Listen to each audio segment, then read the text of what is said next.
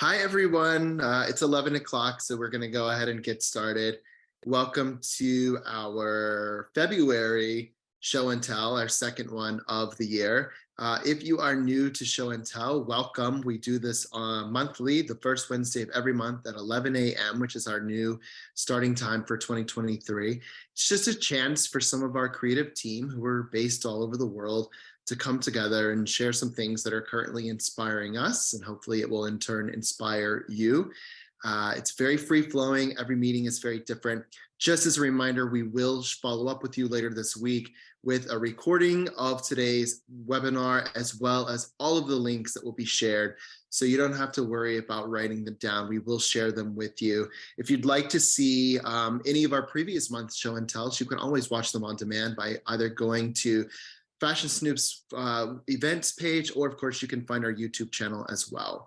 So with that said, just a few housekeeping things and we'll jump into today's meeting. It's going to be a bit of a shorter webinar today. A lot of our team is traveling for all the various trade shows and events. So it's going to be a bit smaller than usual, but will still be really fun and impactful. Just as a reminder, we'd like to hear from you as we go through the webinar. Please do use the chat box to let us know if you have any questions or comments. Just be sure to choose everyone so everyone on the webinar can see your comment or your question. I'm going to turn it over to Ashley, who's our lead of marketing, just to go over some really exciting upcoming events from the FS team. Thank you, Michael. Hi, everybody. Yes, it's another very busy month for us. So just to mention that all of these events are open to both our clients and to our followers. So the first event here is in partnership with Informa. And this is the second event that we're doing in a two-part series. The first was held a couple of weeks ago, where Michael presented the men's apparel trends for fall/winter 23-24.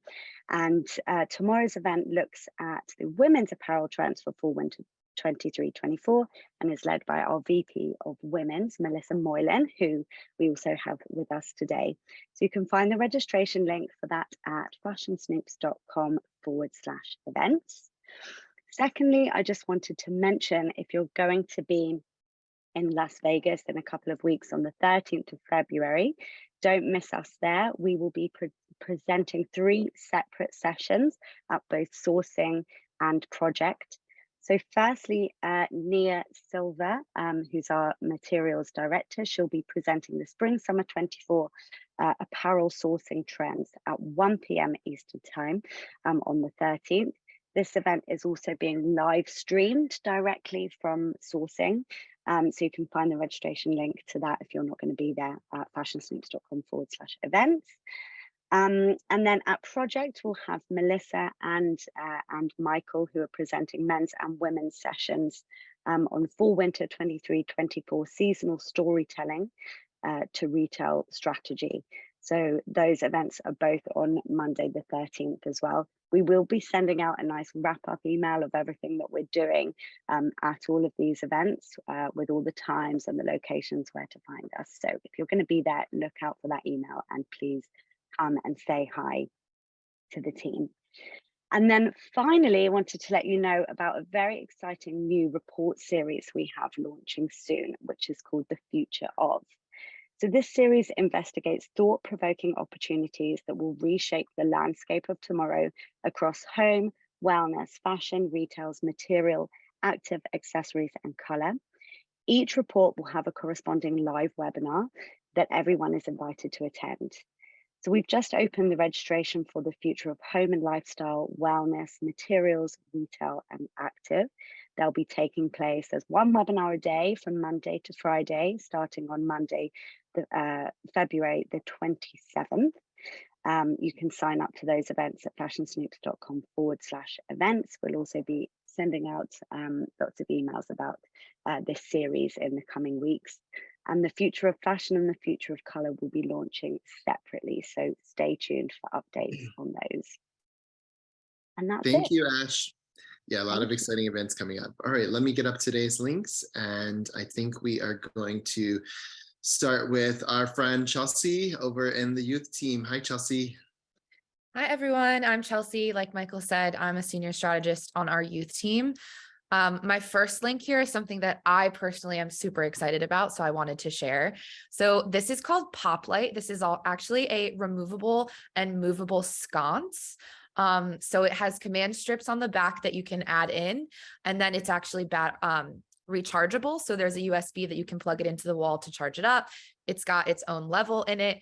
And then you just attach it to the wall wherever you want. So this is great for rentals or for anyone who just doesn't want to commit to rewiring sconces into their walls. I'm obsessed with this idea. As of now, they're just crowdfunding. So starting this month, actually, they're crowdfunding to sort of get this off the ground. It looks like as of now, they have 3 colors that they've picked. So they have this orange, a black, and then a olive green tone. I think maybe a cream as well. But I will personally be funding for this because I want them for my apartment. So I just love this. This is where the Instagram targeted ads really were for me, because I did click and follow. So really obsessed with this. I'm excited for them to come out. I love this. It gives me the idea that we should all put together a special report on our site with targeted ads that we've all bought into. The It's good, the so bad, and good. the ugly. Mhm. And then my second one is Target has this Future Collective where they collab with creators and artists to put out small capsule collections. February is Black History Month, so they are also doing a lot of Black artists and founders and creatives. And so one of the collabs that they're doing is with Gabriella Karifa Johnson. So she is one of the global contributing fashion editors at Vogue. She's also a stylist and a consultant. And I just loved the collection that she's bringing. Is still fairly commercial and great for the target audience, but there's still punches of fun, really stylish pieces. And so you can see she's also has sort of separating them into what categories she thinks they fit into, and how it can go from basics to fun. And they have quite a few other collabs going on for the month of February. I actually popped in to my local Target to take a look, and there's some really fun pieces. So I think that, you know, they do a great job with these collabs of kind of running the gamut of basics to more of those elevated pieces. So just wanted to share this. We love her. So we love this collab. Remind me, she's the one that had the issue with Kanye last year, correct? Unfortunately, yes, but Yes, unfortunately. But she's amazing. She's really, amazing. really great. Yeah, much more to her than just that. So we love Yeah. to see this collab. Yeah, Target has great collabs. We really love being able to partner with them. Thanks, Chelsea.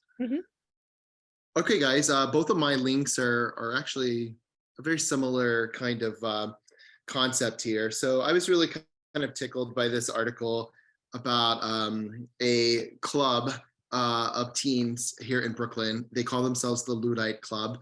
Of course, everyone knows that a Luddite, of course, is someone that's anti-technology, named after Ned Ludd, who was a folkloric 18th century English textile worker who smashed up a loom, inspiring others to kind of take up his name and riot against industrialization. But this is a really great extension of that. I'll just kind of like show you some photos of them meeting and explain to you what it is that they do. It's so great. So they basically are trying to promote a lifestyle of self-liberation from social media and technology. The one that meets in Brooklyn, it's about a dozen or so teens. They usually meet at Prospect Park. They, of course, hide away all of their social media and phones and whatnot. And they meet and they do sketching and they read books, they do photography. In fact, most of them got rid of their smartphones anyway, and many of them have flip phones, which, as we know, is something that is definitely re-emerging for Gen Z. But they're really great. Their club slogan is "Don't be a phony," PHONEY. And I really love the fact that many of them share a commonality, that their favorite book is Into the Wild. And they love that 1996 book that many of us have, of course, read and or seen the movie, because, of course, it's about a man who died while trying to live off the land in the Alaskan wilderness. And they say we've all got this theory that we're not just meant to be confined to buildings and work. And that guy was experiencing life, real life. Social media and phones are not real life. So I really, really love that. And they also talk about some of the challenges with living an anti-technology life as a New York City teen. And a lot of their friends, they didn't want to text with them anymore just because their texts are now green, meaning they don't have a smartphone. So I think that is so interesting.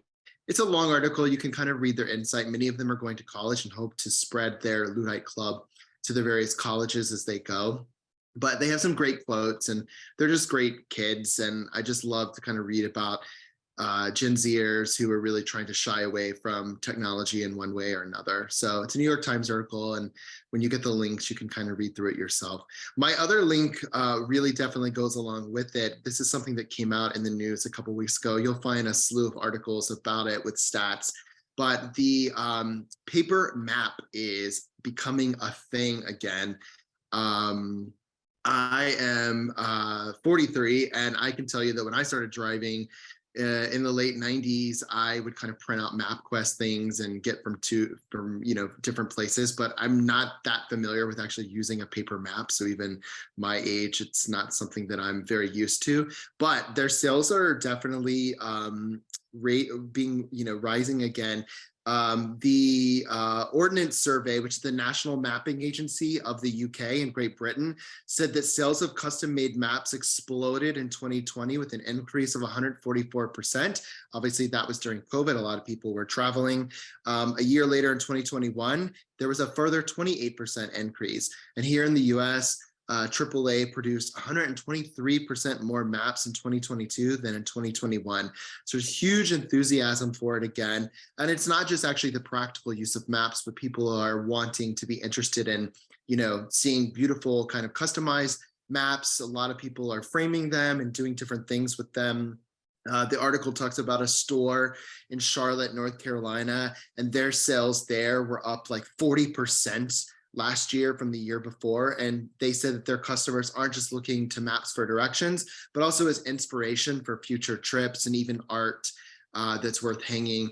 If you go to the bottom of this Wall Street Journal article, you'll see there's some really cool versions that they recommend that you can purchase.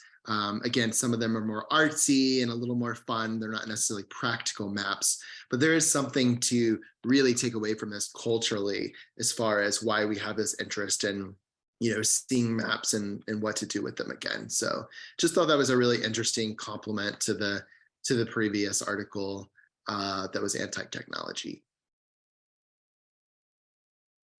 Okay, hey Melissa. Hi, Michael. Hi, everyone. I'm Melissa Moylan, VP of Women's at FS. So I have some kind of cultural things that I've seen over the past month that I thought were interesting, and I wanted to mention them. The first is this article from HuffPost, which is about matrescence. That means the developmental process of becoming a mother. I thought this was super interesting. I'm a mother. I know there's probably many of us out there that are, and there's never quite been a term for it, or it hasn't gained mainstream population. So I thought a good comparison, and they mentioned this in the article, is when you say adolescence, and everybody knows immediately what adolescence is, what time period that is in a person's life. So I thought this was really interesting that it's being identified, and it makes a lot of moms, myself included, feel seen. It's about when you become a mother the first time, changes that you go through physically, hormonally, psychologically, socially. What I thought was also interesting is that this term isn't new. It's actually from the 70s, but it's just picking up now. And some of the interesting points throughout the article mentioned that when you become a mother, it's this profound change of thinking about yourself in the larger world. So maybe something like political systems as well as social justice weren't as important to you, but now that you have a child, you're more connected there or developing there. It also mentioned how our culture, especially in the US, is very much about the bounce back culture, getting back to work, getting back in shape post-baby. And I thought that it was an important conversation. It mentioned that it's about recentering the woman in the motherhood conversation. And I think the reason why that's important and what the article suggested is because once you have a baby, the focus tends to be on the child's development. Like there's 15 million articles on how you're supposed to raise your child, do this, do that, what type of parent you are. And that goes against, the parents' focus. So this whole term matrescence just, I think, leads mothers to feel more understood. It sets a little bit more realistic expectations for new mothers. And that was interesting from, also if we consider it in a marketing perspective, and that group hasn't really been considered that much before. Mhm, mhm. Wow, there's a lot to dive into in this one. Yeah. So that one was interesting. And my next one, I feel like many of you probably have seen this on your socials recently, but I wanted to dive into it. So it's this company called Colossal.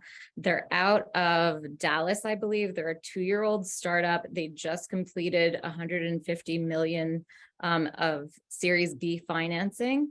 And they are attempting to bring the dodo bird back. So you could just kind of scroll through. There's a lot of statistics, and I'll speak to it.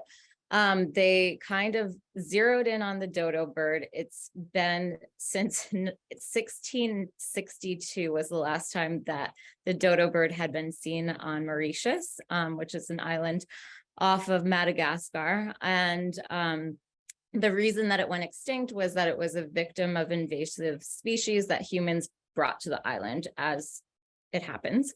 And the way that they're able to do this is that they're using the dodo bird's genome as well as their closest living relative. They mentioned a couple other birds, like even I think they said mourning doves or pigeon is like somehow related, and they're using genetic engineering and editing tools to bring the bird quite literally back from the dead. They mentioned, of course, it's impossible to bring something back that's identical to what it was back then, but they want to bring back these traits that the dodo bird had, behaviors, characteristics, and the reasoning behind it is that they want to revitalize existing ecosystems. So the whole program is they're working with Mauritius, and they're trying to position the bird back there where it was last seen. And I thought the reasoning behind this and the whole topic of de-extinction was really interesting. The why behind it is because they want to combat biodiversity loss and restore ecosystems. So I thought that that's a positive from it. They also have plans to bring back the woolly elephant. And the reasoning behind that is that they want to keep Arctic shrubs and trees under control. So again, positioning it in the environment that it used to be in. They also have plans with the Tasmanian tiger in Australia. And I thought that the term was really interesting of de-extinction, because we've also talked about things at FS like rewilding. I know in women's, we've actually used that in our narratives and trend stories, whereby we're, making more conscious efforts about conservation of the land. So I just thought it was interesting as a topic, because this is something that I think we're going to continue to see more of. And they mentioned some other potential outcomes, working with this program with the bird, but also how synthetic biology could be used to conserve existing wildlife. I mean, I remember growing up and hearing, okay, manatees, they're going to be extinct by the time that you're an adult, and they're still around. So maybe this is a good way to conserve too.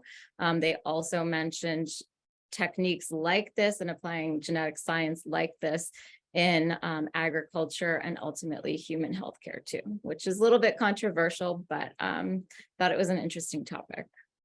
What are the chances that this is, a realistic thing that they can do? Yeah, it seems like they're getting a lot of attention and a lot of funding from people both inside and outside the science community. So I feel like it's on a very broad platform, and the investments towards it are really interesting. I kind of like that they're positioning, they're not just introducing something new to a land that it's never been on. I like that they're going back to where these animals once lived. I thought that was interesting when you said that, because it's not just like they're bringing them back for the sake of that they can bring them back, but that they're actually doing it to help the ecosphere that they are indigenous to, which I thought was really interesting. I like what it says right here, that they're disruptive conservation and preservation. I like that they kind of say that about themselves. Yeah. Thank you, Melissa. Thanks. Good links. And then we have Joe. Hey, Joe. Hey everyone. I am Joe Thomas and I am the Director of Colour Advisory here at FS, and I'm based out of London. So yeah, my first link today, some of you might already have seen, but it's Elmo Mistian, who creates these AI generated concepts of biomorphic outdoor fashion, but also these now weird medieval looks, almost like a nod to Star Wars. So yeah, I think we definitely featured some of the work in our Brilliant Active reports on the site as well. But what I find so truly captivating here is definitely, of course, looking at the colors. So the color combinations explored here and the tactility explored, I think, is just something we can never quite capture in physical products. So we have these like metallics with these super desaturated blues, these acidic greens with the silver and the teals. I'm obsessed with that image so much. I just love the combinations. It feels so fascinating, otherworldly, but also kind of distinctly retro. Obviously the shapes are really captivating as well. They're all quite oversized. They're not really practical. It's super tactile. They're really playing with that idea of our senses. Definitely want to go in and just kind of touch them all. So yeah, absolutely obsessed with this creative. I love this. It's a great confirmation of our paradox design aesthetic, just because it has that era agnostic. I mean, this could be Edwardian, it could be futuristic. Yeah. It's great. Yeah. Yeah, I just feel like it's so new. I feel like the combinations, the silhouettes, everything is just really out there. That's great.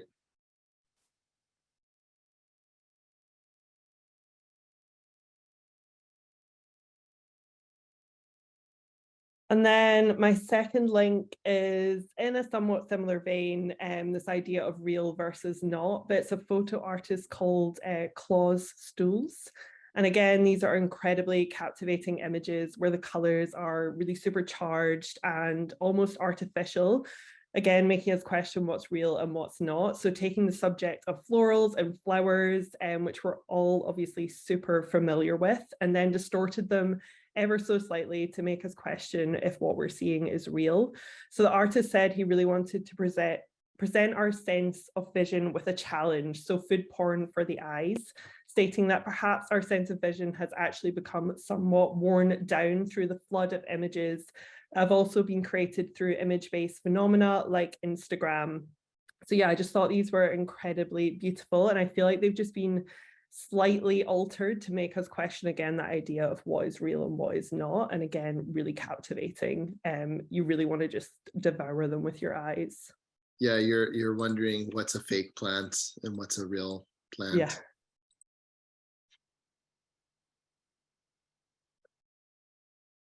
And then my final few links are to discuss Gen Z Yellow. So this seems to be rearing its head again. And I remember discussing the shade way back in 2017, where it was first kind of dubbed the bright, sunny yellow, impossible to ignore hue that really wanted to sum up the Gen Z generation. However, I feel like if we learn anything recently, it's that we cannot bucket an entire generation or consumer cohort with one single shade, emotion, or a movement. And I feel like millennial pink had such prominence as it was never really referred to as a standalone shade. So there was a billion different nuances within this kind of pale pink iteration. So it was a really malleable shade.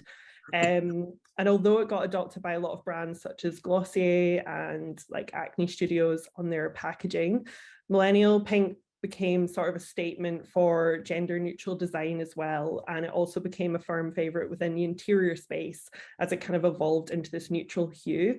So I feel like it's really interesting that a lot of media outlets kind of really want to sum up an entire generation with one color and to really find what the next millennial pink is. And yeah, if we go to the next link, Business of Fashion summed it up quite well in their Instagram post.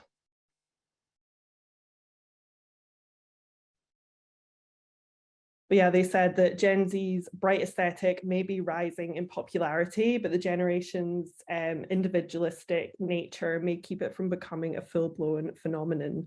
So I think, yeah, it's just interesting that this color is cropped up again after it was kind of dubbed way back in 2017, whether it's now just emerging within the packaging realm or beauty. But yeah, it's interesting to see that a few articles are now featuring it as color. Mhm. It's always such a great talking point. Yeah, internally, we always resonate really well as a team to yellow in the last year or two. So it's no surprise. It is a feel-good color. It is. It is a feel good color. Makes you feel good. Thanks, Joe. All right, everyone. Today's webinar is short but sweet. Thank you for joining us. And we will see you again on Wednesday, March 1st for our next show and tell. Again, we'll follow up with you later this week with today's recording, as well as a document with all of the links that were shared. Have a wonderful month, and we'll see you in March. Thanks. Bye-bye.